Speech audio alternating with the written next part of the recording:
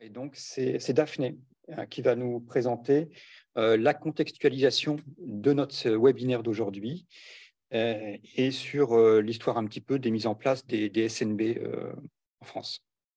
Alors, voilà. D'abord, je voulais vous présenter la genèse de ce cycle de webinaires. Donc, on est aujourd'hui dans le besoin de rechercher de nouveaux bénévoles associatifs et de former ces personnes à la politique biodiversité pour permettre à ce que de nombreuses personnes puissent porter la voix de la biodiversité dans les différentes instances, à différentes échelles du territoire. Et globalement, on se rend compte que c'est assez complexe de s'imprégner de tout ça. Et on avait la volonté donc de former de nouvelles personnes et d'utiliser non pas en une seule fois ces outils au travers d'une formation unique, mais plutôt de rendre pérennes ces supports en les présentant en ligne sur notre chaîne YouTube. Et donc, on propose donc aujourd'hui, c'est le premier webinaire d'un cycle qui va durer plusieurs années à raison de 2 webinaires par an. Et donc, ce sont des formats assez courts d'1 heure et demie qui permettent de traiter de la politique biodiversité à différentes échelles. Donc, aujourd'hui, on se place à l'échelle nationale, dans 15 jours à l'échelle régionale. Et puis, l'année prochaine, on traitera plus en détail certaines commissions où on parle de biodiversité. Ensuite, avant de laisser la parole à Isabelle Vial, donc de l'Office français de la biodiversité, moi, je voulais vous rappeler l'origine de la stratégie nationale biodiversité. Donc, tout d'abord, je voulais vous rappeler ce que c'était que la biodiversité. Enfin, le terme biodiversité a été créé, on va dire, en 1986 par Walter Rosen. Donc, c'est une concaténation de diversité et biologie, la biodiversité. Donc, ce terme prend naissance en 1980. S'ensuit ensuite, en 1992, une explosion de ce terme-là, puisqu'il a été employé largement au sommet de la Terre de Rio, le 3e sommet de la Terre, qui est une conférence des Nations Unies sur l'environnement et le développement durable. Et à partir de ce moment-là, cette notion de biodiversité se répand dans le monde entier. Pour vous faire un point, pour ceux qui ne le savent pas, le sommet de la Terre, en fait, ce sont des rencontres décennales entre les dirigeants mondiaux. Ça a été lancé en 1972 par les Nations Unies. Et le but est de définir les moyens de stimuler le développement durable au niveau mondial. Donc, à l'heure actuelle, il y a eu 5 sommets, dont le tout dernier qui était le Rio +20, puisqu'il a eu lieu à Rio en 2012, donc après celui de 1992. Donc, Rio 1992, c'est le coup d'envoi d'un programme ambitieux de lutte mondiale contre les changements climatiques, contre l'érosion de la biodiversité, la désertification et l'élimination de produits toxiques. Ça, c'était l'ensemble des grandes idées qui ont été évoquées en 1992, avec un enjeu symbolique important, c'était la signature de la déclaration de Rio, qui fixe les lignes d'action pour assurer une meilleure gestion de la planète, faire progresser le concept de droit et de responsabilité des pays dans le domaine de l'environnement. Et donc, à Rio 92, il y a plusieurs conventions qui ont vu le jour, dont la Convention sur la diversité biologique. Ça, c'est un traité international qui avait 3 buts: la conservation de la biodiversité, l'utilisation durable de ces éléments, et puis le partage juste et équitable des avantages découlant de l'exploitation des ressources génétiques. Donc en 92, on valide cette convention sur la diversité biologique, et puis on finit par le ratifier en France, en tout cas en 1994. En fait, ce qu'il faut savoir, c'est que cette convention sur la diversité biologique, c'est un traité international qui met du temps avant d'être acté. Ça se fait en 2 étapes. Il y a tout d'abord une signature qui se fait au niveau ministériel de chaque État, mais l'État n'est pas encore engagé. Et ensuite, la ratification formelle qui se fait par le pouvoir exécutif.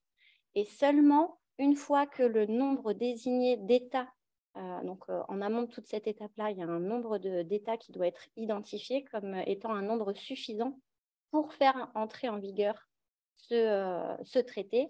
Et donc, c'est variable d'un traité à l'autre. Mais voilà, il faut attendre que l'ensemble des signataires ratifient ensuite la convention pour qu'elle soit ensuite mise en œuvre. Et ce qu'il faut se retenir aussi, c'est que dans le cadre de cette convention sur la diversité biologique, les pays signataires doivent organiser, chacun leur tour, une conférence des parties, la fameuse COP dont on entend parler, une fois par an donc, pour négocier les détails techniques du traité. Donc le résultat de ce sommet de Rio et de cette convention sur la diversité biologique, c'est vraiment un engagement moral des pays pour élaborer une stratégie permettant d'atteindre donc, les objectifs fixés dont je vous ai parlé juste avant. Donc après 1994, le temps passe, le temps que tout le monde se mette en place. Et en France, en 2004, on a la mise en œuvre de la stratégie nationale biodiversité numéro 1, avec la volonté donc de mieux répondre aux enjeux de restauration, de conservation et de protection de la biodiversité en France. Et objectif principal, de stopper l'érosion de la biodiversité en France d'ici à 2010. Donc la stratégie numéro 1 court de 2004 à 2010. C'est vraiment la concrétisation de l'engagement français au titre de la Convention sur la diversité biologique. Et pour ça, les moyens mis en place, c'est déployer une stratégie déclinée dans l'ensemble des services de l'État et touchant toutes les composantes du vivant, que ce soit l'aspect génétique, les espèces, les habitats, les écosystèmes et leur traduction en trame écologique avec des réservoirs de biodiversité et des corridors pour que les espèces puissent se déplacer. Donc là, on est en 2004. La structuration de cette stratégie numéro 1, elle est faite de telle sorte qu'il y ait 4 orientations transversales: mobiliser tous les acteurs, reconnaître la valeur du vivant, améliorer sa prise en compte par les politiques publiques et développer la connaissance scientifique et l'observation. Et ces 4 orientations sont déclinées en 10 plans d'action. Alors, ce qu'il faut savoir, c'est que ces plans d'action sont élaborés en 2005-2006 et ensuite ils ont été réactualisés en 2009. Suite au Grenelle de l'environnement. Donc, on était en 2004, 2005-2006, on réalise les plans d'action, enfin, on écrit les plans d'action, et en 2007 arrive le Grenelle de l'environnement. Le Grenelle de l'environnement, c'est un ensemble de rencontres politiques où il y a des prises de décision qui sont faites pour le long terme. Et en l'occurrence, en 2007, on a travaillé sur restaurer la biodiversité par la mise en place d'outils concrets qui sont les trames vertes et bleues, et les réalisations de schémas régionaux de cohérence écologique dont toutes les régions de France vont devoir se doter. Et puis, il y a aussi un autre aspect qui est de travailler à réduire les gaz à effet de serre et améliorer l'efficience énergétique. Et donc, à la suite de ce Grenelle en 2007, il y a eu une loi qui a été votée en 2009 qui pose le cadre d'action pour répondre à l'urgence écologique. Donc, cette loi Grenelle 1, elle décrit les objectifs. Hello. Écoute, elle décrit les objectifs que se fixe l'État dans un certain domaine et pour les années à venir. Et elle présente aussi les moyens financiers pour y parvenir. Mais la petite subtilité, c'est que pour pouvoir avoir des moyens financiers, il faut en parallèle qu'il y ait une loi de finances qui puisse être votée pour ouvrir les crédits correspondants. Donc tout ça prend beaucoup de temps. Et donc on arrive en 2010. Et là, on est à la fin de la SNB 1, et donc il n'y a pas eu énormément de choses qui ont pu être faites. Et en plus de ça, on a le vote de la loi Grenelle 2, qui complète, applique et territorialise la loi Grenelle 1. Donc on peaufine finalement tous ces éléments pour en prévision de la stratégie numéro 2. Donc on traduit en obligation, interdiction ou permission dans les différents codes existants pour les rendre conformes au Grenelle. Donc le code de l'urbanisme, le code forestier, etc. Enfin, tous les codes français de la loi française sont révisés au regard de la loi Grenelle. Et les 6 chantiers d'application sont le bâtiment et l'urbanisme, les transports, l'énergie et le climat, la biodiversité et les risques santé-déchets, ainsi que la gouvernance. Donc vraiment, l'objectif, c'est de décliner aux différentes échelles territoriales tous ces éléments de prise en compte de la biodiversité et associer des outils financiers et d'évaluation. Donc, les résultats en 2010, c'est qu'on n'a pas atteint nos objectifs, donc on n'a pas stoppé l'érosion de la biodiversité et que les actions mises en place sont de trop faible ampleur vis-à-vis des pressions exercées sur la biodiversité. Donc ça, c'est le constat en France, mais c'est le même dans l'Union européenne. Et donc, en 2011, on travaille une nouvelle copie de cette stratégie nationale numéro 1. Et donc, ce sera la stratégie nationale biodiversité numéro 2, de 2011 à 2020. Et donc, on y va y intégrer les objectifs d'Aichi. Alors, les objectifs d'Aichi, en fait, quand je vous ai parlé tout à l'heure de la Convention sur la diversité biologique que la France a ratifiée en 1994, dans le cadre de cette convention-là, il y avait normalement des réunions régulières organisées par les différents États signataires et qui ont ratifié la convention. Eh bien, il s'avère qu'en 2010, au Japon, donc à Nagoya, il y a eu une conférence mondiale sur la biodiversité. Et donc, c'était le nouveau plan stratégique pour la diversité biologique de 2011 à 2020 pour la planète. Et donc, l'ensemble des parties signataires ont adopté ce cadre-là, qui a été noté objectif d'Aichi. Il y en a 20. Et donc, ce nouveau cadre-là, ça n'est pas simplement le cadre pour les différents États, c'est vraiment la ligne conductrice pour l'ensemble des Nations Unies. C'est vraiment l'idée qu'il y a un objectif de convertir ce cadre stratégique en plan d'action nationaux pour chaque État signataire dans les 2 ans, avec la vision qui était la suivante. La diversité biologique est valorisée, conservée, restaurée et utilisée avec sagesse en assurant le maintien des services fournis par les écosystèmes, en maintenant la planète en bonne santé et en procurant des avantages essentiels à tous les peuples.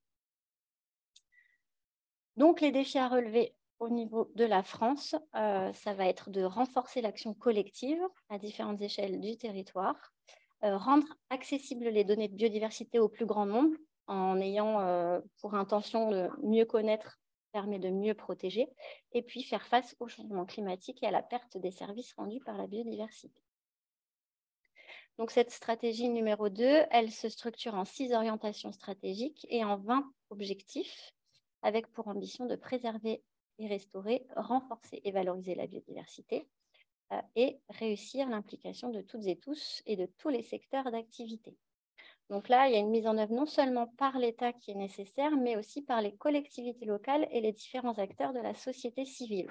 Et pour ça, les moyens, c'est qu'ils vont mettre en place un système d'adhésion à la stratégie nationale biodiversité, avec concrétisation de cette adhésion par un engagement volontaire sous 2 ans après la signature, avec un projet d'action, un programme d'action qui doit être mis en œuvre. Et tout ça doit avoir un impact positif et substantiel en faveur de la biodiversité, au-delà du simple respect de la réglementation. Et donc, cette stratégie numéro 2, elle a aussi des évolutions qui sont qu'on a un suivi de la stratégie et des éléments d'évaluation.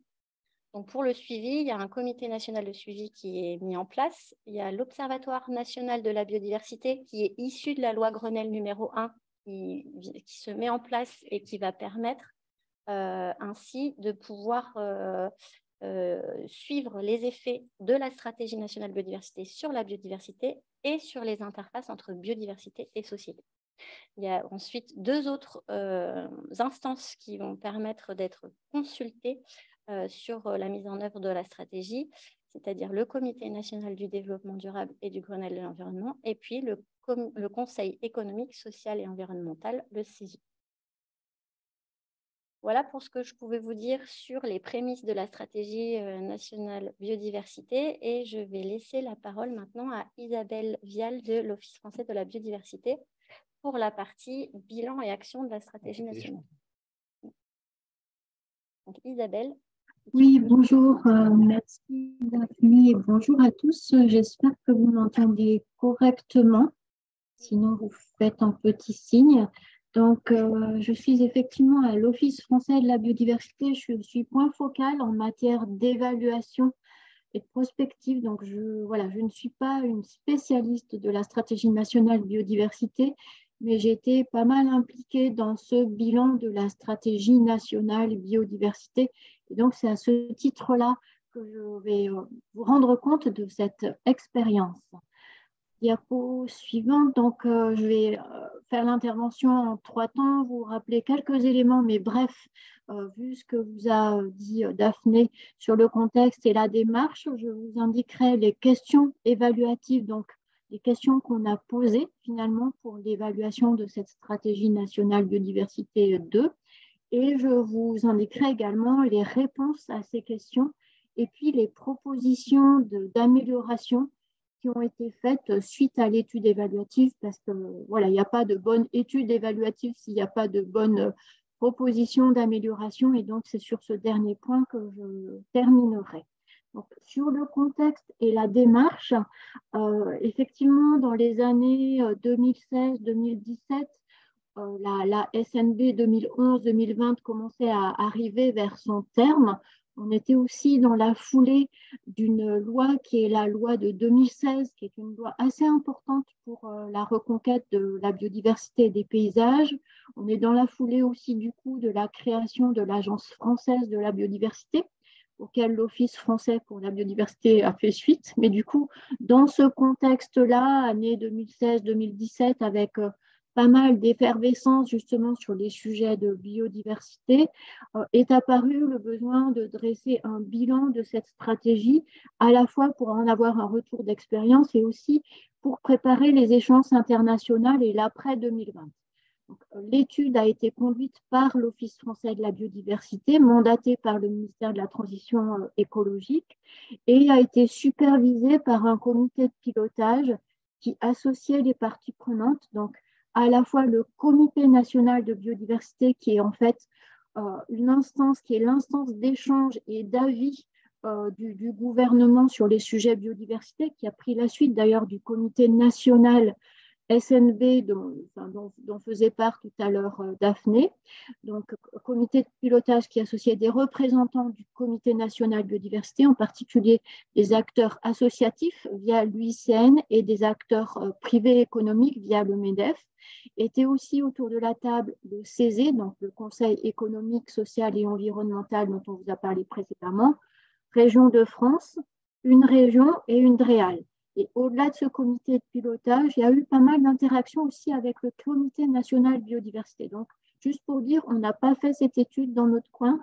Ça, voilà, on a essayé de la faire de manière très ouverte. Elle a été réalisée par des bureaux d'études professionnels de l'évaluation, à la fois pour avoir leurs compétences en matière de collecte, d'analyse de données, et aussi ce regard un peu indépendant, si vous voulez, qui n'était pas finalement aux prises du sujet auquel on s'intéresse. L'étude a été réalisée de l'automne 2018 au printemps 2020, voilà, vu la complexité du sujet auquel on avait à faire face. Alors, voilà, juste pour vous rappeler, mais voilà, Daphné vous l'a dit, l'ambition de cette deuxième stratégie nationale biodiversité, c'était vraiment de réussir l'implication de tous et de tous les secteurs d'activité. Donc, elle est effectivement organisée en 6 orientations stratégiques et 20 objectifs dans l'idée de couvrir l'ensemble des acteurs et des secteurs d'activité. Elle a 3 niveaux d'action, celui de l'État, celui des territoires avec les stratégies régionales de biodiversité, et puis avec l'ensemble des acteurs avec ce dispositif d'adhésion et d'engagement dont Daphné vous a parlé. Alors, je ne vais pas rentrer plus dans les objectifs, mais ce que je veux vous dire, c'est qu'au-delà de cette ambition, il y a quand même un point à avoir en tête, c'est que la SNB, en fait, elle donnait voilà, un grand motto, un grand leitmotiv de dire, voilà, on s'implique tous, mais au-delà de ces objectifs et de ces orientations, il y a quelques faiblesses qui sont notamment qu'il n'y avait pas finalement de plan d'action très opérationnel lié à ces grandes orientations, pas de cible très quantifiée en termes d'objectifs, là aussi c'est plutôt un peu de l'incantation, et pas de dispositif de suivi-évaluation qui permettait de savoir où on en était. C'est-à-dire que même s'il y a un observatoire national de la biodiversité, les informations qu'il recueillait n'étaient pas complètement connectées et pas connectées de manière précise, si vous voulez, aux objectifs qui étaient poursuivis. Voilà un peu le contexte et la démarche. Et donc, les questions que nous avons souhaité poser collectivement avec l'aide du comité de pilotage autour de cette évaluation de la stratégie nationale biodiversité 2. Donc, première question essentielle, voilà, est-ce qu'on a atteint les objectifs de la SNB? Deuxième question qui est un peu clé, qui est aussi quelle est la plus-value de la SNB? Qu'est-ce qu'elle apporte en plus? Et cette question, finalement, on va pouvoir y répondre en examinant plus particulièrement notamment l'efficacité de la gouvernance. Est-ce que la gouvernance a favorisé l'atteinte des objectifs? On peut étudier également la cohérence en fait de la SNB et de ses synergies et ses antagonismes avec les politiques locales, mais aussi les politiques nationales, sectorielles ou environnementales. Et puis, dernière question de pertinence. Donc, est-ce que la SNB, finalement, elle était adaptée aux besoins et aux capacités des différents types d'acteurs? Donc, je vais passer en revue les réponses à ces différentes questions. Je traiterai de la réponse à la question de la plus-value à la fin, parce que finalement, elle découle un petit peu des autres questions. Donc, sur l'efficacité, alors compte tenu de l'ampleur de la SNB, on a été obligé de faire un choix dans les objectifs à évaluer. Donc, les objectifs à évaluer, en fait, sont au nombre de 6. Il y a un objectif donc, qui concerne la mobilisation citoyenne, puisque c'était un peu le cœur de lance de cette stratégie biodiversité 2. Donc, l'objectif de mobilisation citoyenne, l'objectif 2 a été choisi, a été retenu. Les objectifs 5 et 6 aussi, puisque eux visaient plus particulièrement, si vous voulez, les politiques de protection de la biodiversité, donc ce sur quoi le ministère à la main, hein, donc voilà, quand même, il faut un peu regarder ça. Autres objectifs qui ont été sélectionnés, ce sont les objectifs 3 et 7, qui là visaient plus l'intégration de la biodiversité dans la décision économique. Là aussi, un gros sujet hein, pour cette deuxième SNB. Et enfin, dernier objectif qui a été retenu, c'est l'objectif sur la réduction des pressions. Parce qu'en tout état de cause, ce qu'il faut, c'est arriver à réduire les pressions et les impacts négatifs sur la biodiversité. Donc, grâce aux informations qui étaient recueillies par l'Observatoire national de la biodiversité, mais en essayant de les retraiter, puisqu'ils n'étaient pas complètement connectés aux objectifs de cette SNB, l'évaluation peut donner des tendances sur l'atteinte des objectifs de la SNB. Ce ne sont que des tendances, c'est vraiment une appréciation qualitative. Mais en tout état de cause, ce qu'on peut dire, c'est que la tendance, elle était vraiment plutôt positive pour l'aspect mobilisation des citoyens. Elle était moyennement positive pour les 4 autres objectifs, à la fois d'embarquer les acteurs économiques et de progresser en termes de politique de protection de la biodiversité. Et à l'inverse, on note finalement une très faible évolution des choses sur les aspects de pression, ce qui fait que la tendance reste à une évolution défavorable finalement des pressions sur la biodiversité. Donc, bon, premier point, efficacité, finalement très très mitigée, favorable sur certains, mais qui reste très défavorable sur les pressions et les activités sectorielles qui impactent la biodiversité. Donc, maintenant, regardons plus précisément qu'est-ce qu'il en est sur les autres questions évaluatives, donc notamment en termes de gouvernance. Donc, on peut dire qu'il y a une dynamique très positive lors de l'élaboration de la SNB2, mais elle s'est rapidement essoufflée du fait de faiblesses dans le pilotage en termes de portage politique, d'animation interministérielle, d'animation avec les services déconcentrés et les collectivités, et puis d'absence de connexion aux objectifs internationaux. De fait, en fait, cette communauté d'acteurs initiale, elle s'est peu élargie et la mobilisation s'est un peu maintenue dans la durée. Deuxième question évaluative, je passe sur les détails, on pourrait passer à la diapo suivante, ça concerne la cohérence.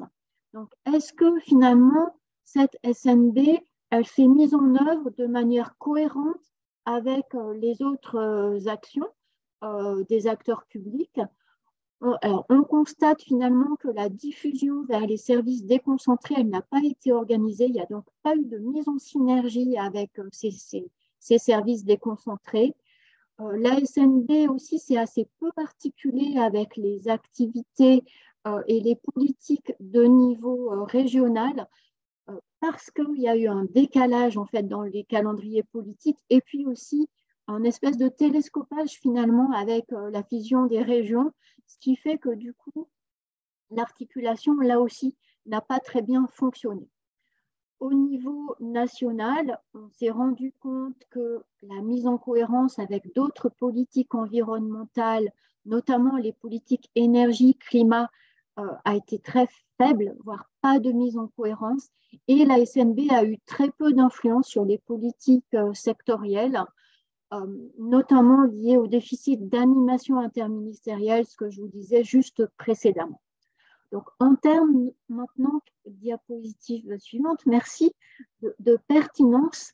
Donc, est-ce que la SNB, finalement, elle tenait compte, malgré tout, des capacités et des besoins des différentes parties prenantes, même s'il y avait ces défauts d'articulation, voilà, qu'en est-il? On s'est rendu compte, grâce à l'évaluation, que l'approche est restée très descendante, ce qui fait que les besoins des parties prenantes ont été peu pris en compte.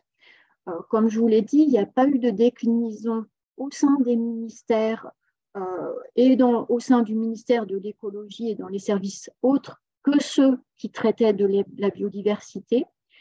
On a aussi souligné le fait que cette SNB n'était pas assez opérationnelle pour une mise en œuvre massive dans les collectivités. Donc, OK, il y a eu un déficit d'articulation, je vous le disais précédemment, mais en plus, le caractère n'était pas assez opérationnel pour que les collectivités se saisissent réellement de cette stratégie nationale biodiversité. Enfin, le dispositif d'engagement était assez peu adapté aux besoins des acteurs, donc très peu adapté aux associations finalement qui faisaient déjà beaucoup, assez peu adapté aux collectivités, et il a réussi un petit peu à entraîner quelques entreprises, essentiellement des entreprises gestionnaires d'espace. Mais finalement, son rôle était là aussi assez marginal et il était assez peu pertinent par rapport à leurs besoins. Enfin, dernière question, donc sur cette question de valeur ajoutée ou de plus-value de la SNB, on peut conclure en disant que sa plus-value, elle a été globalement faible, comme je vous le disais, sauf pour quelques entreprises qui se sont engagées sur le long terme. Et là, la SNB a vraiment eu un rôle pour légitimer l'action de ces entreprises, pour les aider à structurer et à optimiser des politiques et des stratégies de biodiversité au sein de leur entreprise. Mais finalement, ça a assez peu diffusé dans les réseaux ou dans les partenaires. Et globalement, ce sont ceux qui sont déjà sensibilisés qui se sont engagés. La plus-value a été aussi effectivement assez faible, comme je vous disais, vis-à-vis des autres acteurs.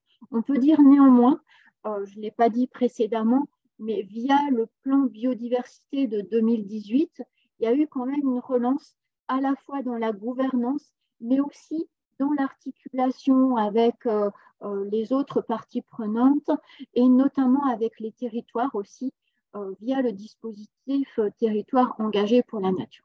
Donc, globalement, on est quand même sur un sentiment de, voilà, une grande ambition au départ et puis des résultats assez ténus, assez modestes à la fin, liés aux faiblesses initiales de déficit de portage, de déficit d'animation, de déficit de prise en compte des capacités et besoins des parties prenantes.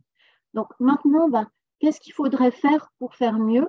En fait, l'évaluation a repéré 6 thèmes d'enjeux majeurs pour la SNB 2030, qui est déjà en fait voilà, un peu écrite.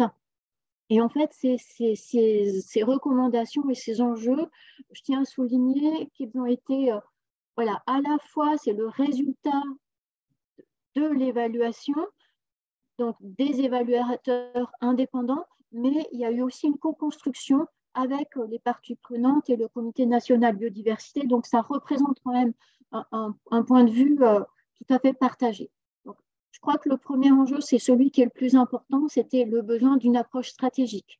C'est-à-dire que, voilà, on sait qu'il y a des pressions qui impactent la biodiversité et c'est important de s'attacher à celle-ci. Donc, pas simplement de faire de l'incantatoire et de dire que chacun peut s'engager, mais il faut quand même cibler des choses qui sont impactantes et les leviers les plus efficaces. D'où le besoin d'alliance, d'où le besoin de portage politique, d'où le besoin de valorisation à l'international et aussi le besoin d'un cadre de rapportage et de suivi pour qu'on ne reste pas 10 ans voilà, sous un effet tunnel. qu'il faut aussi, c'est activer des leviers complémentaires. C'est-à-dire que c'est très bien de demander à chacun de se mobiliser, mais il faut pouvoir activer aussi le droit, la réglementation, pouvoir informer et former comme on le fait aujourd'hui, pouvoir activer la fiscalité et la tarification, et puis peut-être compter un peu mieux les questions d'évaluation environnementale et de planification.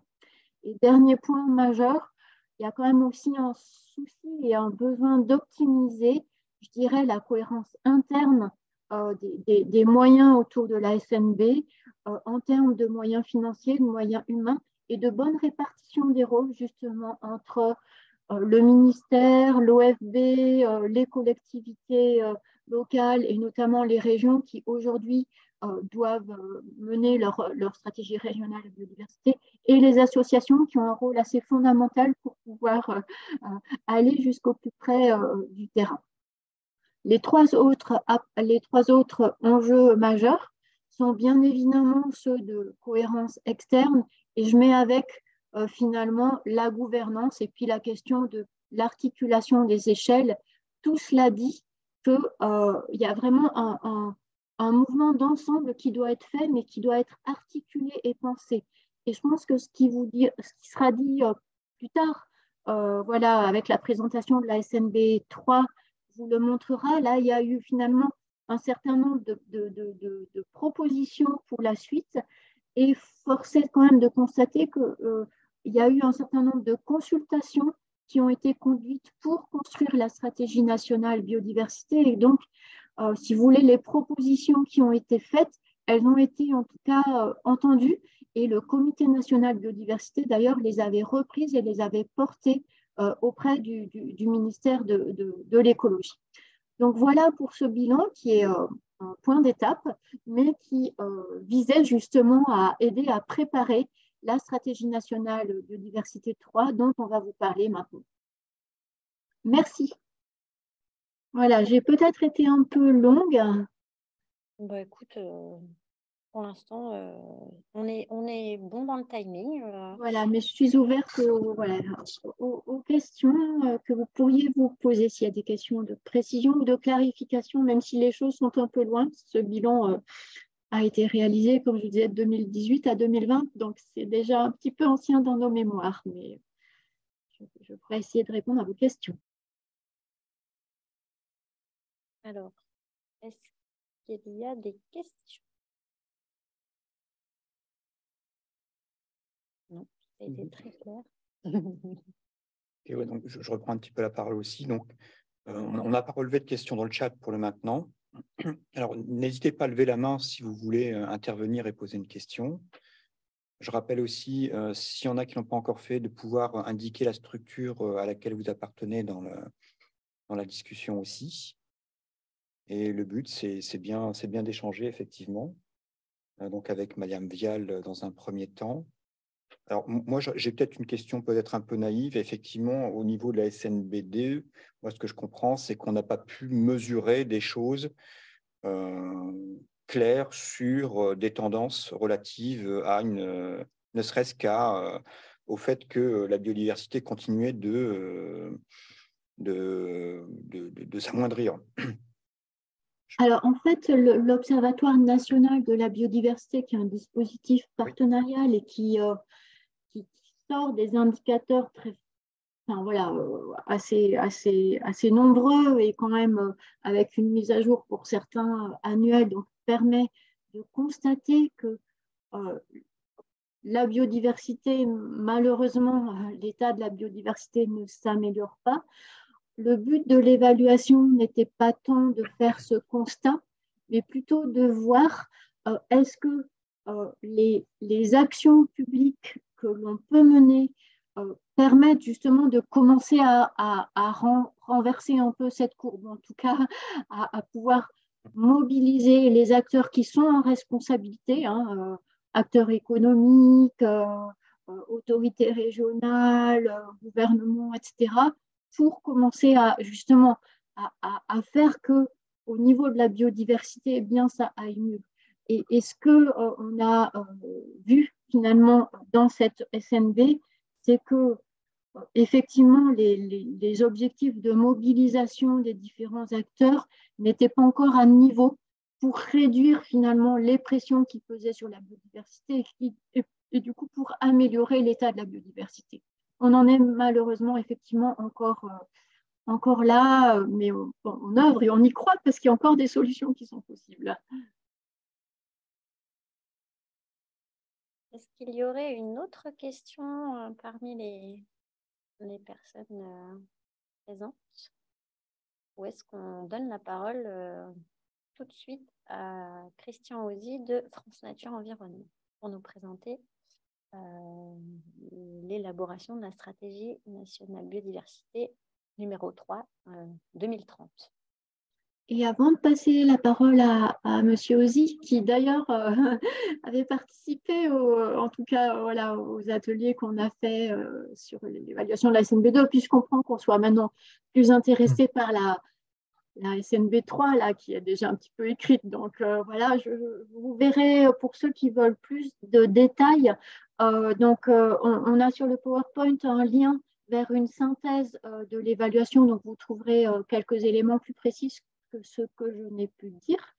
Et puis, si par la suite, il y a des questions, de toute façon, moi, je resterai, Daphné Marquez à mon mail et je peux aussi apporter des éléments par la suite.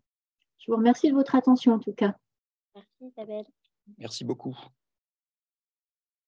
On va passer la parole à... Oui, donc Christian, on va te passer la parole pour ta présentation et puis voilà, on aura un échange aussi ensuite. Bien sûr, merci. Peut-être juste avant de commencer, repréciser aussi que dans le travail de bilan qui a été fait par l'OFB et que vient de nous présenter Isabelle, il y a aussi des rapports très détaillés sur les différentes implications des collectivités, des entreprises, des différents acteurs. C'est aussi riche d'enseignements pour la suite. Et si vous avez vraiment le temps, l'envie d'investiguer toutes ces questions-là, vous avez vraiment de la matière qui est disponible au lien qu'a présenté Isabelle. Donc là, vraiment, il y a une mine d'informations que j'espère on saura un jour exploiter pleinement et qu'on arrivera à exploiter justement dans le cadre de cette SNB 2030 là, dont je vais vous parler maintenant. Après vous avoir remercié toutes et tous, et notamment Daphné et Samuel pour cette invitation. Et donc, je suis heureux en tant que salarié de la Fédération nationale France Nature Environnement, où j'anime le réseau biodiversité, de vous parler de l'élaboration de la nouvelle stratégie qui va succéder, la stratégie 2030 qui va succéder à cette stratégie 2011-2020. En vous expliquant, en essayant de vous en présenter le contenu et puis l'implication qu'a eu France Nature Environnement et son réseau associatif dans cette élaboration-là.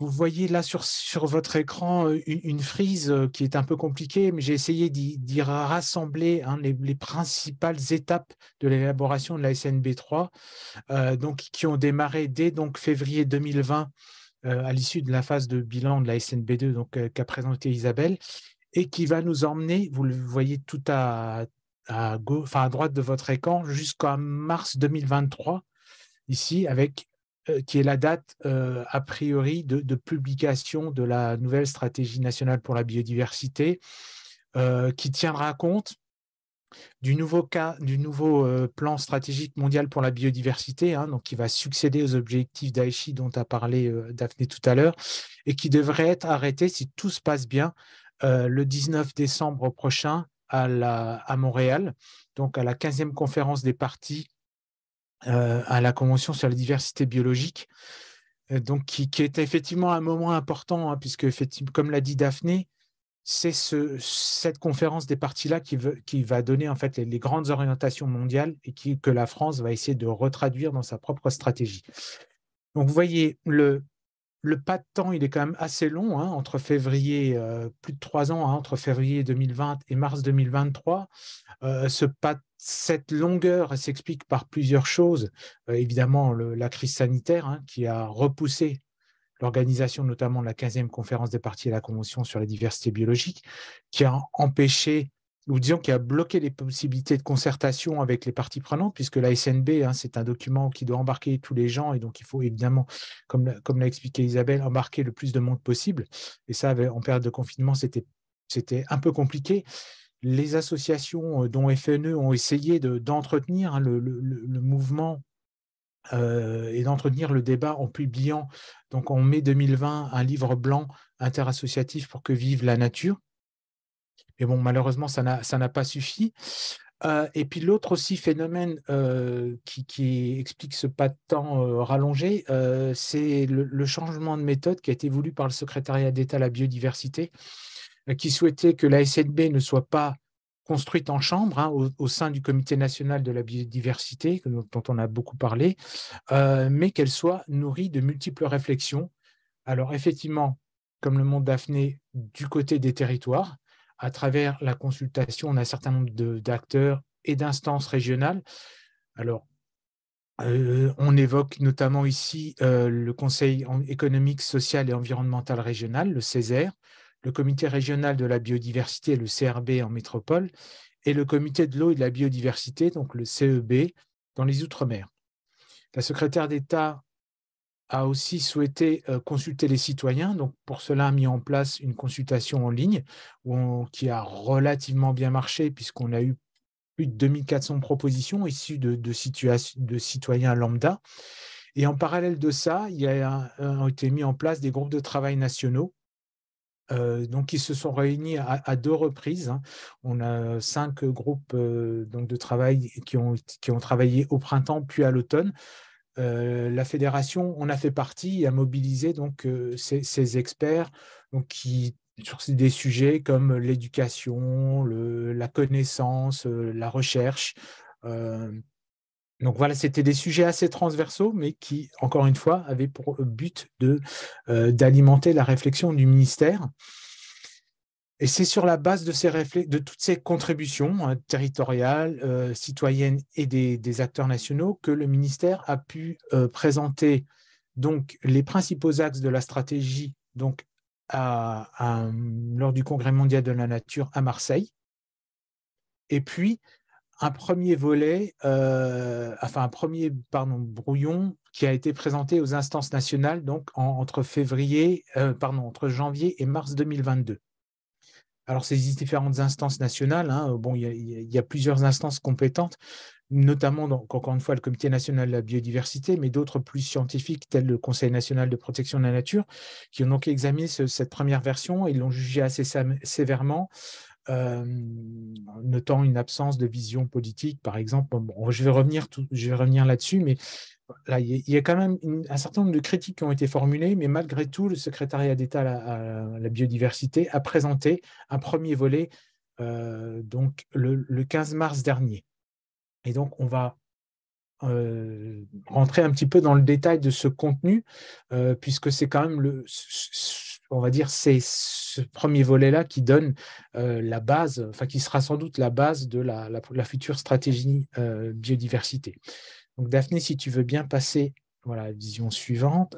Donc, c'est donc Bérangère Abba, la secrétaire d'État à la biodiversité, donc, a présenté ce document, ce premier volet pré-COP 15, donc avant donc, effectivement la COP 15, qui comprend 134 pages et qui est découpé en 4 parties. La dernière partie étant constituée de 3 annexes, dont le contenu vous est donné sur la slide.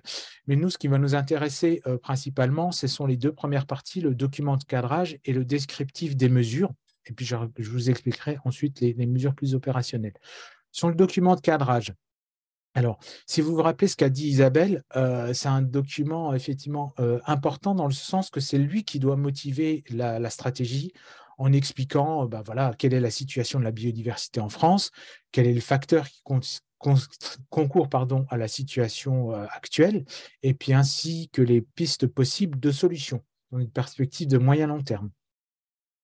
Or, on constate ici, et là, c'est ce que les points faibles qu'ont mis en avant les différentes commissions consultatives, c'est qu'on n'a qu'une photographie un peu statique de l'état de la biodiversité et des textes de référence qui traitent de la biodiversité. Donc, on n'a pas forcément cette analyse stratégique au départ, mais néanmoins, ce qui est intéressant dans ce document-là, c'est que la finalité de la stratégie, elle est clairement posée pour le coup. Donc, elle est triple, hein, finalement, l'objectif de la stratégie. Donc, il est de protéger la biodiversité et de lutter contre les pressions à l'origine de sa dégradation. Il faut aussi restaurer la nature, hein, puisque, donc, effectivement, l'état de la biodiversité aujourd'hui fait qu'il ne suffit pas juste de la préserver, mais il faut aussi restaurer pour rétablir le bon état de conservation des espèces et des habitats. Et puis pour que tout ça se maintienne en fait durablement, il faut qu'on en arrive à vivre en harmonie avec la nature et on sache en reconnaître et en utiliser les bienfaits. Donc ça, c'est cette vision à long terme en fait qui va irriguer la conception puis la mise en œuvre de la stratégie. Évidemment, cette finalité, hein, on ne peut quelque part que la partager, et en tant qu'association, évidemment, on la trouve tout à fait solide et tout à fait pertinente, surtout qu'elle s'appuie sur des principes que l'on partage aussi en termes d'action. Hein, c'est de la sobriété, la synergie des politiques et ensuite la cohérence des politiques. Ça, évidemment, ce sont les principes directeurs que l'on partage. Et puis, évidemment, les soucis qui répondent un peu au point faible qu'a mis en avant Isabelle tout à l'heure, c'est le besoin de mobiliser, d'avoir des actions, hein, impactantes, donc très opérationnelles, de mobiliser les moyens des autres mises en œuvre dans le cadre des autres stratégies nationales, et aussi surtout d'avoir un dispositif clair en termes de gouvernance et de moyens. Donc ça, effectivement, cet enjeu ici de gouvernance et de moyens est un enjeu central qui malheureusement reste encore à écrire à ce stade. Ensuite, en termes de pour arriver à cette finalité-là, la stratégie, donc, elle est construite autour de 5 axes structurants qui, eux aussi, sont à peu près stabilisés, hein, pour le coup, hein, puisqu'ils ont été discutés en interministériel, et qui, là aussi, nous semblent assez solides, puisqu'il s'agit, à travers la SNB, donc une fois qu'elle sera complètement mise en œuvre en 2030, d'obtenir des écosystèmes protégés, restaurés et résilients, des ressources naturelles et des services écosystémiques qu'on saura utiliser de manière durable et équitable. La société sera mobilisée, sensibilisée aux enjeux de biodiversité grâce à un pilotage transversal et des financements adaptés. Donc ça, ce sont les 5 axes structurants, hein, donc qui font un peu écho aux 6 axes structurants de la SNB2 qu'ont évoqué Daphné Isabelle précédemment. Et puis, ces axes structurants permettent en fait d'identifier 15 objectifs stratégiques qui, pour le coup, hein, effectivement, s'appuient beaucoup sur les contributions faites par les citoyens, les acteurs territoriaux. Donc ça, au niveau de la structure en elle-même et des objectifs, c'est quelque chose de relativement, encore une fois, complet et plutôt stable. Après, ce qui va nous intéresser, c'est comment tout ça opérationnellement va se mettre en œuvre. Et donc, c'est justement l'objectif du descriptif des mesures opérationnelles. Ça va être de dire, OK, pour chacun des axes structurants, chacun des objectifs stratégiques, qu'est-ce qu'on va mettre effectivement en œuvre? Alors, à ce stade-là, je dois dire, et malheureusement, que le descriptif des 71 mesures opérationnelles qui sont présentées, donc qui sont contenues dans la SNB, mais que je ne vais pas vous développer là, ce descriptif ressemble plus à un catalogue de bonne intention. Malheureusement, il n'y a pas forcément de priorité claire définie entre ces différentes mesures opérationnelles. Il n'y a pas forcément beaucoup d'ambition non plus, puisqu'on retrouve des termes du type mieux gérer, prendre en compte, renforcer, etc. Et puis finalement, on essaye simplement de mobiliser les outils existants sans forcément leur donner un souffle. Ça va être des choses du type mobiliser la séquence, éviter, réduire, compenser, prendre en compte la biodiversité dans les installations classées, etc.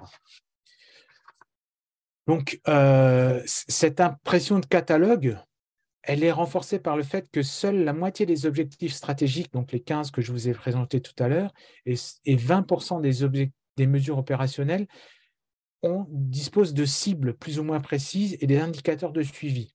Si vous vous rappelez ce qu'a dit tout à l'heure Isabelle, hein, c'est l'importance de l'opérationnalité de la SNB, finalement, elle est actée à travers ces cibles et ces indicateurs. Donc, idéalement, pour la fédération et les associations les fondations avec lesquelles nous travaillons, il faudrait qu'il y ait un travail vraiment de définition des cibles et des indicateurs précis qui soit fait pour la stratégie et les différents objectifs et mesures qui la composent. Or, ça, c'est tout à fait possible à faire. Il faudrait que l'ensemble des objectifs et des mesures opérationnelles soient construites comme celles qui sont présentées sur la diapo, où vous voyez, par exemple, donc sur le premier objectif qui est de renforcer les politiques de protection et de restauration de la biodiversité, on a des cibles clairement identifiées. Alors, ce sont des cibles qui ont déjà été arbitrées, hein, mais par exemple, on y retrouve l'objectif de couvrir 30% du territoire national par des aires protégées, dont 10% sur protection forte. On y a aussi l'objectif de protection forte de 5% de la Méditerranée, par exemple, à l'horizon 2020, la mise en place de plans d'action pour les récifs coralliens, les mangroves, etc. Donc ça, ce sont des objectifs, enfin des cibles tout à fait opérationnelles, qui vont être déclinées à travers différentes mesures donc, que vous voyez dans le carré en bleu. Donc voilà, c'est la mise en œuvre de la stratégie air protégée, c'est la meilleure protection du milieu marin, donc à travers les plans d'action sur les récifs et les mangroves. Ça peut être la restauration des zones humides, etc.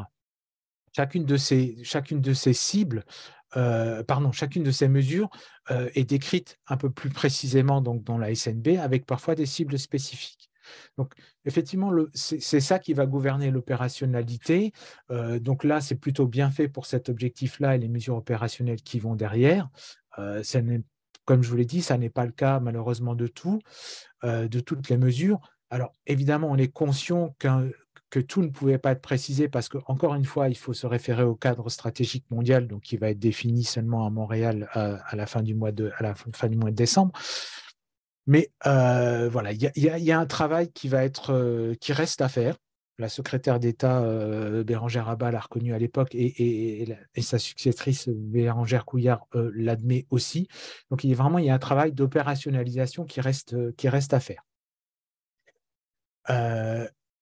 Donc, pour justement, sans attendre à ce travail d'opérationnalisation, la secrétaire d'État a souhaité déjà identifier des mesures phares qui figurent dans la troisième partie de ce prévolet de la stratégie 2030, donc des mesures d'action immédiates dans 6 domaines. Alors, ce sont parfois des mesures qui ont déjà été annoncé par le président de la République plus tôt dans l'année, comme la résorption des décharges littorales, ou ce sont la poursuite d'engagements déjà décidés par l'État, tels que la résorption des obstacles aux continuités écologiques ou la préservation des zones humides.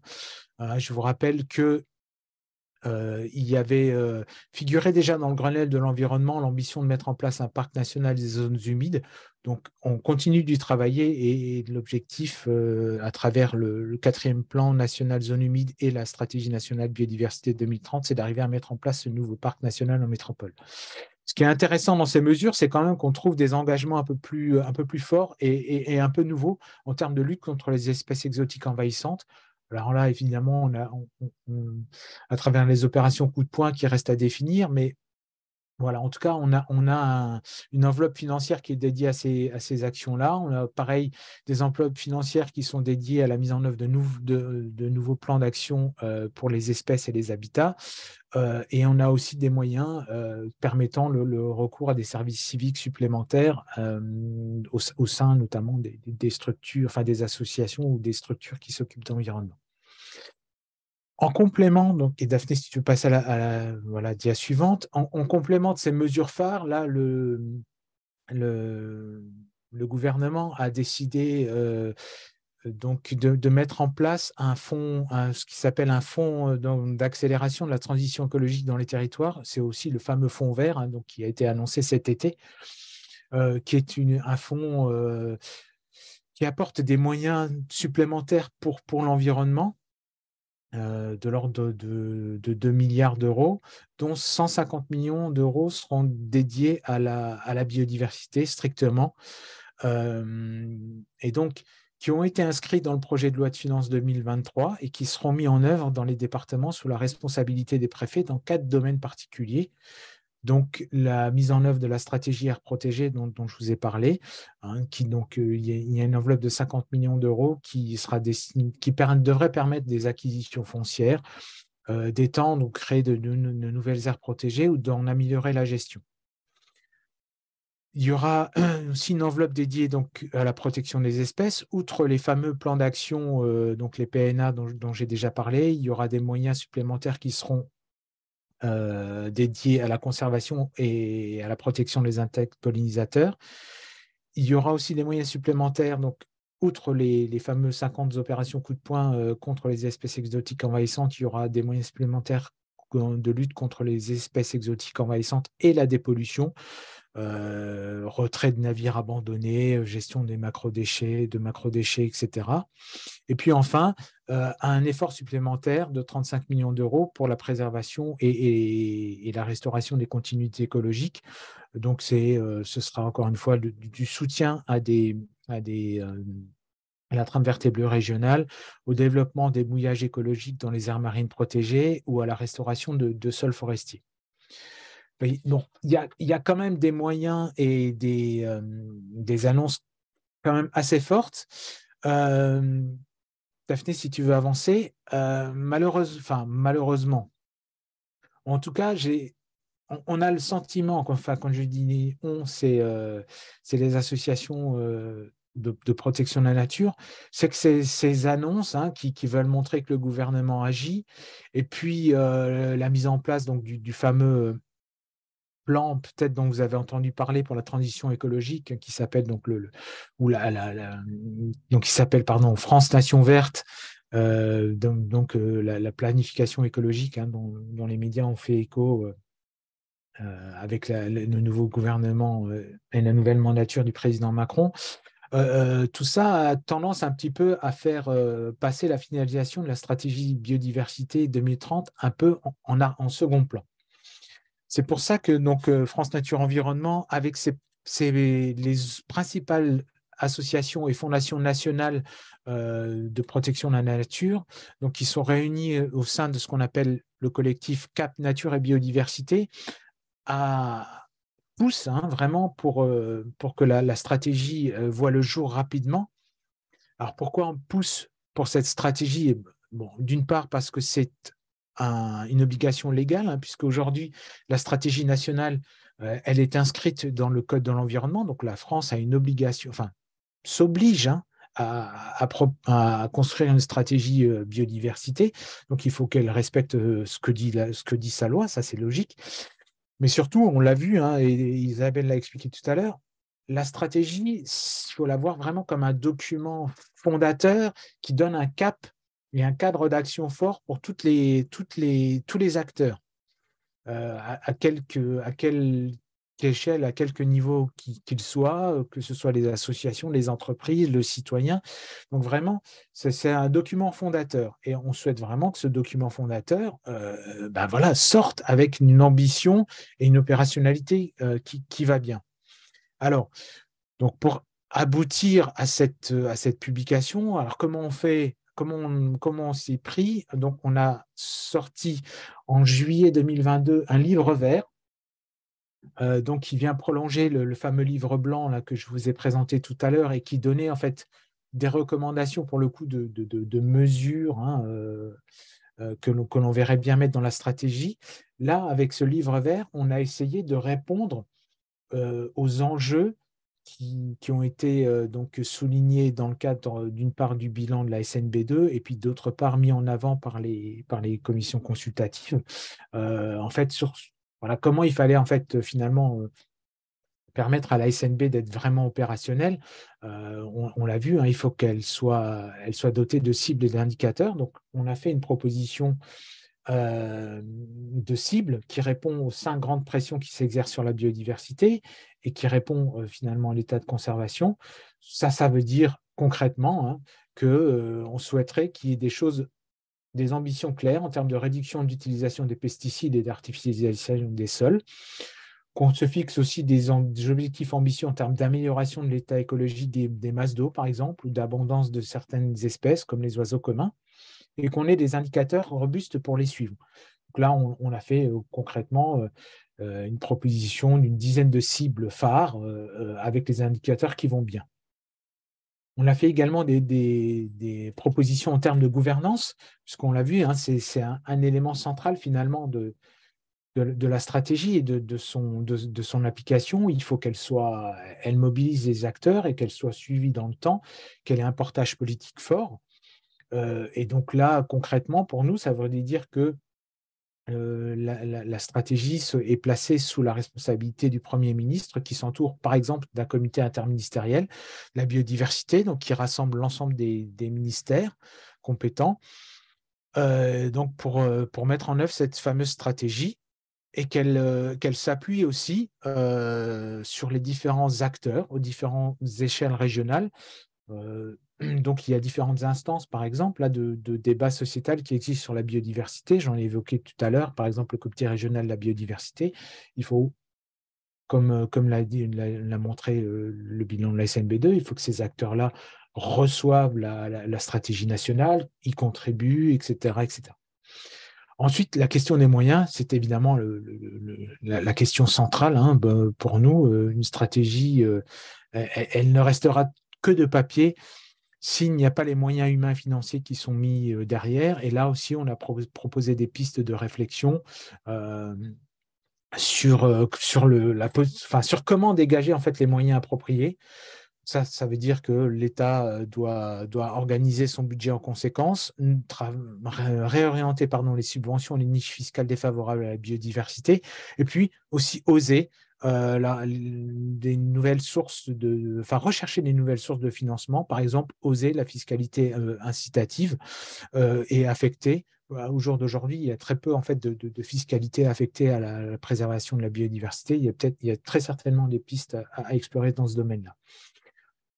Ensuite, on a aussi ce livre vert, il identifie aussi quelques points de vigilance, notamment en termes de cohérence, et puis ne pas oublier que finalement, la biodiversité, ça n'est pas que des services écosystémiques, hein, ça a aussi une valeur en soi, et il faut que la SNB reconnaisse cela. Alors, ce livre vert, on l'a diffusé à tous les ministres, et y compris au Premier ministre, et on allait le défendre devant un certain nombre d'entre eux. Donc, ça, c'était une étape très, très importante pour nous. Et la nouvelle étape qui va s'ouvrir, qui vient de s'ouvrir, c'est la réflexion que nous avons poussée au niveau du Comité national de la biodiversité, hein, donc, qui vient d'être renouvelée. Ça, c'est aussi... Ça permet de donner une nouvelle impulsion par rapport aux réflexions nationales. On a obtenu, dans le cadre de ce nouveau mandat, qu'un groupe de travail sur les cibles et les indicateurs soit mis en place pour justement compléter, affiner les cibles de cette nouvelle stratégie, de proposer des indicateurs de suivi d'évaluation. Alors ça, c'est un travail important qui vient de démarrer, qui a démarré le 16 novembre dernier, et qui devrait se poursuivre jusqu'en février 2023, avec donc une présentation de conclusions, hein, en termes de cibles et d'indicateurs qui devraient être présentés aux instances nationales compétentes pour être intégrés donc, dans la SNB COP 2015, post-COP 2015, donc on attend pour fin 2023. Voilà, j'en ai fini de ma présentation. Encore une fois, pareil, hein, il y a un lien qui se trouve dans le diaporama sur lequel vous retrouverez en plus en détail tout ce que je vous ai présenté, les résultats de la consultation. Vous pourrez télécharger le premier volet de la SNB sur le site officiel, hein, donc biodiversité.gouv.fr. Mais je reste à votre disposition pour répondre d'ores et déjà à vos questions. Et il y en a eu quelques-unes sur le chat, mais je laisse là pour le coup Daphné ou Wendy organiser le temps d'échange. Merci Christian pour cette présentation. Alors je laisse la parole. Parfait. Alors, il y a eu 4 questions à l'écrit pour l'instant et Monsieur Jarry qui lève la main. Je propose d'abord de répondre aux questions à l'écrit parce qu'elles sont arrivées en amont, peut-être. Peu importe. Bon, il n'y a pas de préférence, comme tu veux. Eh Ouais. ben, c'est parti. Du coup, une première question demandait quelle était l'échelle prévue de territorialisation pour les 30% d'aires protégées. Alors ça, c'est un objectif national qui couvre l'ensemble du territoire français, terre et mer. Alors c'est cet objectif national donc, qui est fixé dans le cadre d'une autre stratégie, pour le coup, qui est la stratégie nationale air protégée. Il va devoir se décliner dans les territoires. Alors, là, le travail, il est en cours. Alors, je ne sais pas si tu as des infos à partager au niveau de la région Centre-Val de Loire, Daphné, mais logiquement, les préfets de région, avec l'appui des préfets de département, sont censés élaborer des plans d'action territoriaux qui vont en fait organiser la contribution de la région, Centre-Val de Loire, mais toutes les régions de métropole et d'outre-mer, donc la contribution régionale justement à l'atteinte de cet objectif-là. Donc c'est un objectif vraiment national, mais qui va se mettre en œuvre au niveau régional et départemental. Je ne sais pas si c'est clair ou s'il y a besoin d'aller plus loin. Oui, si je peux prendre. Ouais. Oui, donc c'est moi qui ai posé la question parce qu'on se posait effectivement en région, voilà, est-ce qu'il y aura une pertinence pour que, au niveau de chaque région, il y ait quand même des surfaces conséquentes qui soient en possibilité d'être mises sous protection et qu'il n'y ait pas des tours de passe-passe qui fait que, je ne sais pas, je préserve par principe pas mal de surfaces marines que possède la France et puis ça me fait déjà 20% et puis finalement, on se retrouve encore en Centre-Val de Loire dans une situation où en protection forte, il n'y a que 1% et finalement, on dit que tout va bien ou bien… voilà, donc c'était l'influence de FNE justement pour pouvoir pousser à ce qu'il y ait bien des, dans nos propositions faites au gouvernement, que certains territoires ne soient pas abandonnés, quels qu'ils soient, voilà, en termes de surface protégée. Oui, effectivement, de toute façon, on a bien ce souci-là. L'idée n'est pas de faire du chiffre, mais bien du qualitatif et d'être représentatif des différents habitats, différentes espèces, avoir une bonne couverture géographique, etc. Donc, évidemment, on a insisté là-dessus. L'objectif, en fait, de 30% lui-même, il est déjà quasiment atteint. Hein. Enfin, il est atteint, voire dépassé, sur terre comme sur mer. L'enjeu, évidemment, pour nous, étant plutôt le deuxième objectif, qui est celui de mettre 10% du territoire en protection forte. Et là, il y a eu tout un travail qui a été fait au préalable, justement, ou en complément de cette stratégie, qui a été fait par le Muséum d'histoire naturelle et l'Office français de la biodiversité, voilà, pour identifier un peu les besoins, on va dire, pour faire simple, en termes de protection forte dans les différentes régions. Et justement, le travail d'élaboration des plans d'action territoriaux doit essayer de répondre à ces manques qui ont été mis en évidence. Alors, j'avoue que je n'ai pas le détail pour la région Centre-Val de Loire, mais en tout cas, il y a un travail d'analyse scientifique qui a été fait et l'objectif, c'est vraiment un peu de coller au mieux à ce dispositif-là. Et évidemment, nous, on pousse et on vous incite à pousser sur les objectifs, enfin, sur la réponse qualitative à apporter à cet objectif chiffré, enfin, ou quantitatif. Merci, Christian. Parfait. Une autre question était la suivante. Est-ce que l'État s'est engagé à offrir des moyens supplémentaires pour les organismes structurants comme l'OFB, l'ONF ou autres? Grosse question. Alors, encore une fois, comme l'a dit Daphné, c'est pas la stratégie qui dit ça.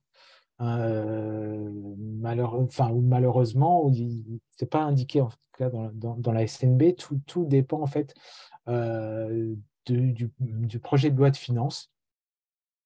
Alors heureusement, pour le projet de loi de finances 2023, concrètement, il y a un peu plus de moyens qui sont alloués à l'Office français de la biodiversité et à l'Office national des forêts.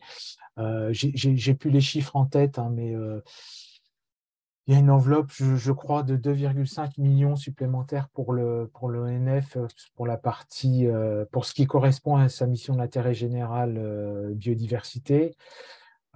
Pour l'OFB, peut-être Isabelle, vous savez les chiffres, mais il y a une augmentation de la contribution pour service public. Je ne sais plus, j'ai oublié le montant. Non, je n'ai pas le montant précis en tête et je vais dire une bêtise si je vous dis quelque chose, mais effectivement, on n'est pas en baisse, donc on est déjà très content. Et on a un petit peu, mais c'est l'épaisseur du doigt, quelques ETP aussi, et ça, c'est, voilà. Donc, c'est très, voilà, après, je crois que ça doit être 10 ou 15, et à l'échelle d'un établissement, c'est très compliqué ensuite de savoir où on les met, mais au moins, on peut se réjouir que ça ne baisse pas dans le contexte actuel où, voilà, il y a beaucoup de priorités parmi lesquelles il faut arbitrer, effectivement. Oui, je rebondis sur la question aussi. C'était que, en fait, ma question, c'était un petit peu dans la rédaction de la SNB, il n'y a pas un paragraphe qui dit voilà, pour obtenir les objectifs, on estime qu'il faut quantifier ou dimensionner certains organismes structurants de telle manière, même si ce n'est pas voté. Enfin, ou si c'est voté par ailleurs dans la loi des finances, mais avoir un dimensionnement de quelque chose qui pourrait nous dire avec ça, on a plus de chances de réussir. Donc ça, c'est pas écrit ou ça n'a pas vocation à être écrit dans la SNB. C'est ce que je comprends. Une question s'est ajoutée en lien avec celle-ci. Qui est que quelqu'un n'a pas compris qui faut-il interpeller localement pour la déclinaison de SNB 2030, qui est en responsabilité OFB local, les régions, les conseillers départementaux.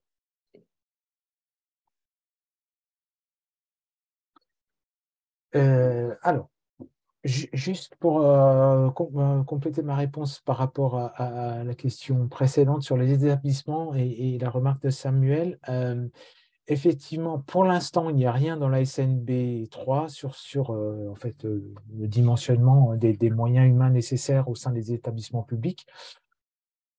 Rien n'interdit par contre que cela soit précisé dans la stratégie, puisque justement ça fait partie, je ne vous l'ai pas présenté ici, mais dans les derniers objectifs structurants, il y a un objectif autour des moyens, des moyens nécessaires, et rien n'empêche par exemple qu'effectivement on dise on souhaite qu'à terme, l'Office de la biodiversité soit doté, je ne sais pas, de 2500 ETP, donc équivalent temps plein, ou d'un budget annuel de tel montant.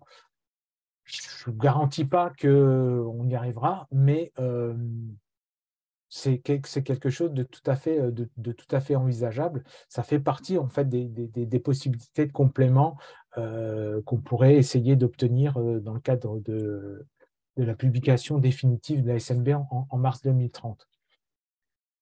Alors, sur la deuxième question de Régis, sur la déclinaison locale, alors je ne sais pas s'il y a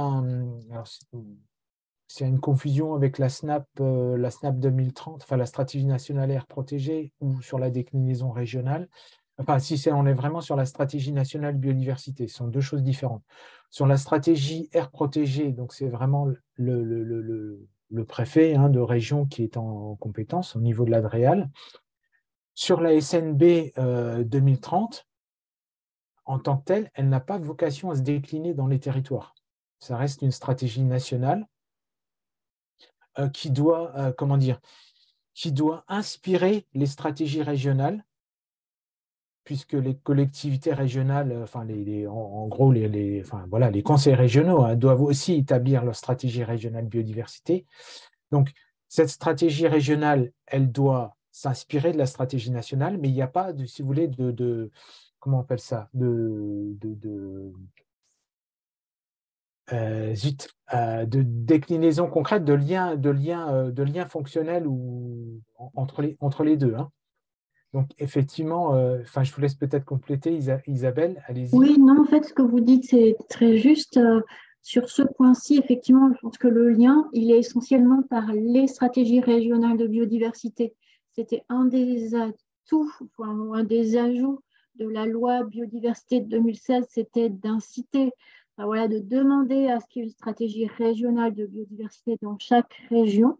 Et effectivement, le bilan de la SNB2 a montré que la SNB2 avait très peu influencé l'élaboration ou l'actualisation des stratégies régionales qui existaient. Et là, en fait, il y a quand même, enfin, ce serait beaucoup mieux, effectivement, si il y avait quelque part un alignement des SRB sur les SNB, et la loi biodiversité de 2016 doit dire quelque chose comme ça. Donc, c'est tout à fait ça. Vous avez raison, le lien, il se fait par là, en fait. Et peut-être sur votre premier point, enfin, sur la première question, par rapport à, voilà, est-ce que la SNB prévoit de doter de moyens les uns et les autres? Alors, je pense qu'on n'en est pas là. Et comme vous disiez, Monsieur Ozzy, je crois qu'il y a déjà le fait de doter la SNB de cibles et d'indicateurs, donc le travail que vous mentionniez et les points de vigilance que vous indiquiez sur le fait qu'il y ait des cibles précises, aux objectifs, etc.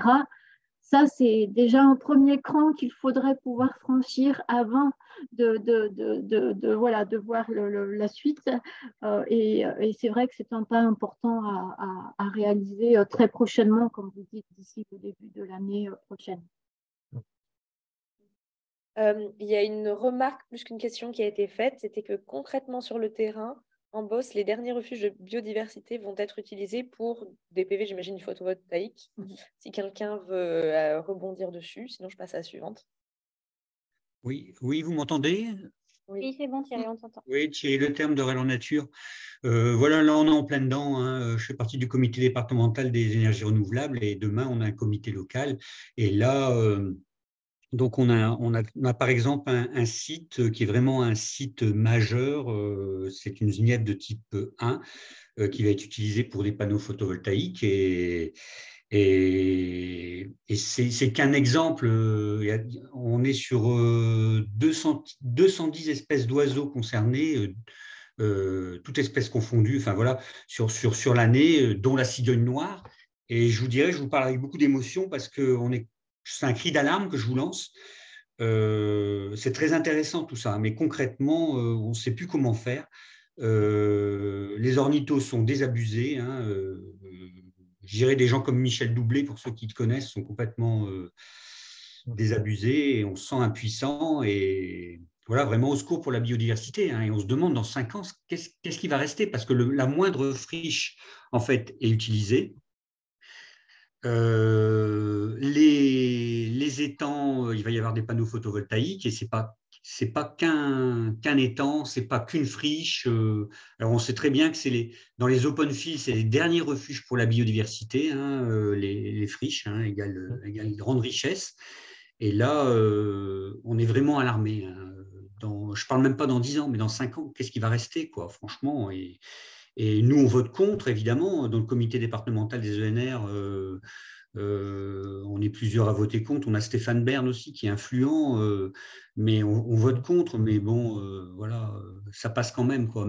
Même là, il y a eu, je vais terminer, hein, il y a eu 4 hectares de panneaux photovoltaïques. En CDPNAF, tout le monde a voté contre, même les services de l'État. Normalement, si les services de l'État votent contre, ça ne doit pas passer. Madame le préfet a fait passer le projet, quoi. On est affolé. C'est à quoi ça sert? On est caution, en fin de compte. En votant, en participant, on est caution. Voilà, veuillez m'excuser. Hein.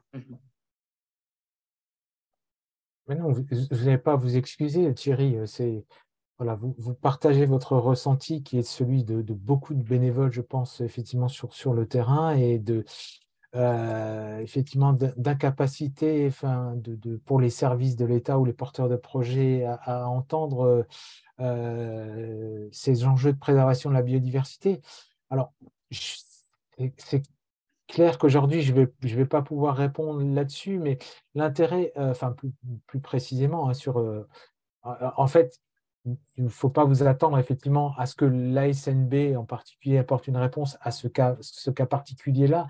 Ce qui est intéressant tout de même à savoir, c'est que ce type de document-là, il doit justement il doit essayer d'apporter des réponses à cette mise en cohérence qu'on doit avoir dans les territoires entre les enjeux de préservation de la biodiversité et les enjeux comment dire, j'ai perdu enfin, les enjeux énergétiques, les climatiques. Hein. On veut une autonomie énergétique, donc forcément, on va développer les énergies renouvelables, le nucléaire, etc., etc. Et donc, il faut arriver à concilier ces choses-là. Alors, c'est vrai que ça n'est pas du tout évident hein, de concilier ces objectifs de préservation de la biodiversité avec ces objectifs d'autonomie énergétique, d'autant moins avec le projet de loi sur l'accélération des énergies renouvelables qui est en cours de discussion.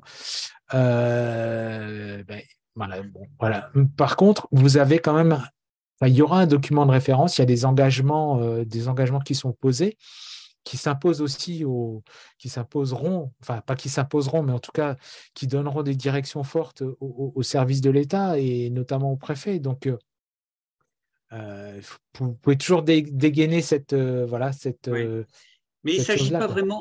pas vraiment d'un cas particulier. Bon, je vous ai parlé de ça parce que ça se passe demain et la semaine prochaine, ce comité départemental des ENR. Mais bon, là, il s'agit du premier site majeur du département en termes de diversité d'espèces nicheuses. Hein. C'est complètement... Enfin, on est complètement sur une autre planète, on ne comprend pas. Mais c'est vraiment, dans le département, c'est général. Hein, aussi bien au niveau de l'éolien, je parle des panneaux photovoltaïques, mais il y a l'éolien, il y a la méthanisation, ça pousse comme des champignons. Enfin voilà, le département de Eure-et-Loir, clairement, va être sacrifié sur l'autel des ENR. Ça, c'est sûr. C'est sûr.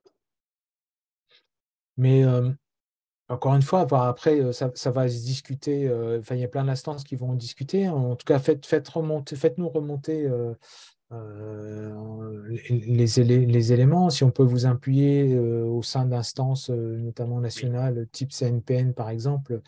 Voilà, on est très friand de ces éléments-là pour essayer de pousser les choses. Je ne vous garantis pas que, évidemment, on va arriver à bloquer le projet en particulier, mais en tout cas, voilà, on relaiera au mieux vos arguments au niveau national, quoi. Et pour autant, on n'est pas contre les énergies renouvelables, en fait, mais on est parce qu'on est environnementaliste, mais on est avant tout naturaliste. Donc, c'est la protection de la biodiversité avant tout, quoi. Mais je ne pensais pas, moi je suis électrotechnicien, je ne pensais pas être écartelé de la sorte en faisant partie du comité départemental des ENR. Voilà. Non, mais ça, c'est effectivement la difficulté que l'on a, y compris au niveau national, c'est de dire oui, on dit oui aux ENR, mais pas n'importe où et pas n'importe comment. Donc voilà, c'est ce leitmotiv-là que l'on pousse au niveau de la fédération. Et si je peux terminer, là on a une base aérienne qui ferme. Thierry, oui, on va passer la parole à Anne. Oui, parce que là, on atteint. Ok, c'est bon. C'est vraiment l'enjeu de la conciliation des différents, voilà, et de la responsabilité des représentants de l'État, clairement, hein, qu'il faut pointer du doigt là-dessus. Anne. Oui, je voulais abonder dans le même sens pour dire que l'Eure-et-Loir n'est pas isolé là, sur ce sujet et qu'en Indre-et-Loire, on a exactement les mêmes choses. Chaque fois qu'il y a un projet photovoltaïque qui passe, on constate la large insuffisance des études d'impact qui fait que finalement, c'est circulé, il n'y a rien à voir. Et même quand on le démontre, on est toujours dans ce constat que, oui, on vous a bien lu, mais non, tant pis, on va quand même construire. Donc, c'est vrai qu'aujourd'hui, on s'interroge, nous aussi, beaucoup sur la signification de toutes ces études et toute cette volonté de mettre en place une SNB quand on la piétine après, concrètement, tous les jours, localement. Bravo. De plus, pour rebondir, Anne, vous aviez fait une remarque qu'il y avait peut-être un minimum d'aires protégées fortes à atteindre par région. Sinon, on reste dans l'obligation des moyens, mais pas de résultats. Est-ce que vous vouliez rebondir là-dessus? Oui, c'est-à-dire que là, on va mettre, pour parler des SCAP, pour les aires protégées, on met en place effectivement une réflexion et des propositions, mais au bout, il n'y a pas d'obligation de produire quelque chose.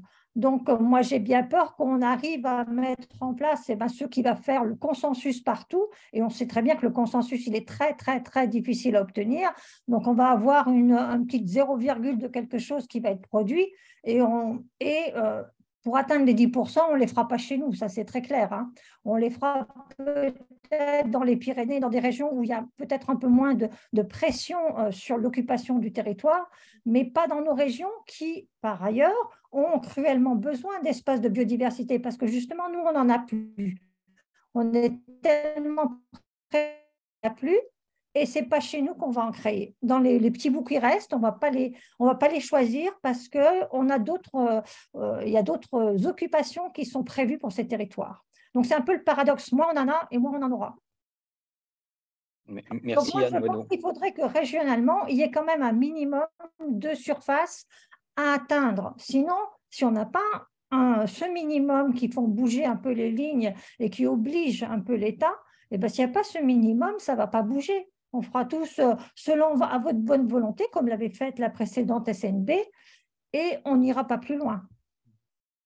Merci beaucoup, Anne. Donc, voilà le type de message qui remonte de notre région, un peu de territoire, s'il y a moyen de le porter, effectivement, ce type d'argument sur des régions comme la nôtre par rapport à d'autres qui ont des espaces de biodiversité, on va dire, plus grands.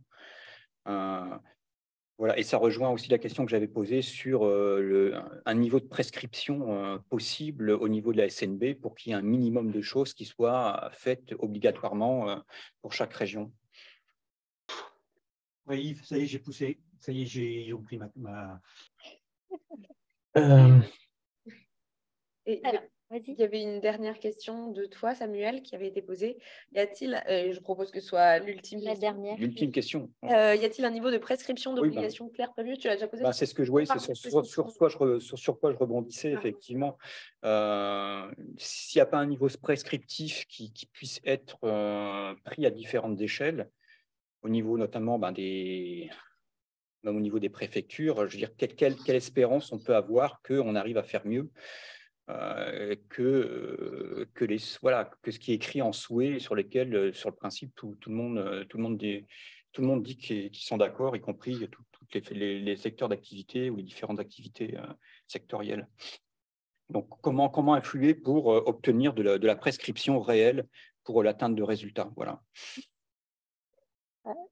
Je me permets d'arrêter là les questions. On a dépassé déjà de 5 minutes le temps qu'on avait prévu pour ce webinaire.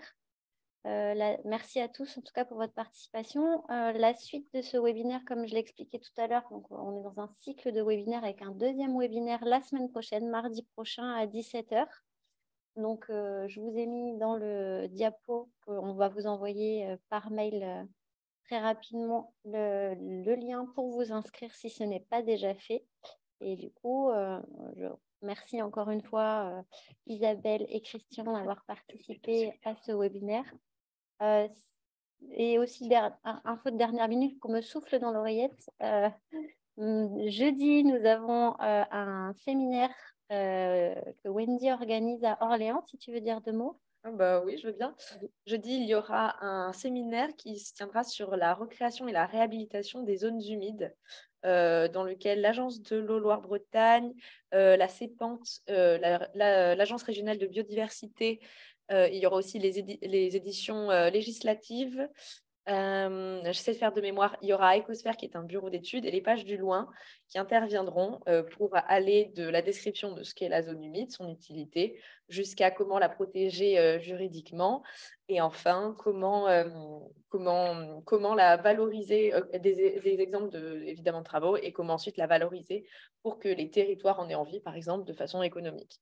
Voilà, ça aura lieu ici à Orléans au 21 boulevard Jean Jaurès, à l'espace Harmonie Mutuelle. Et vous pouvez vous inscrire en allant sur le site internet de FNE Centre-Val de Loire. Il reste encore des places. Et on vous envoie tout de suite le lien à la liste des personnes présentes. Comme ça, vous pourrez éventuellement vous inscrire.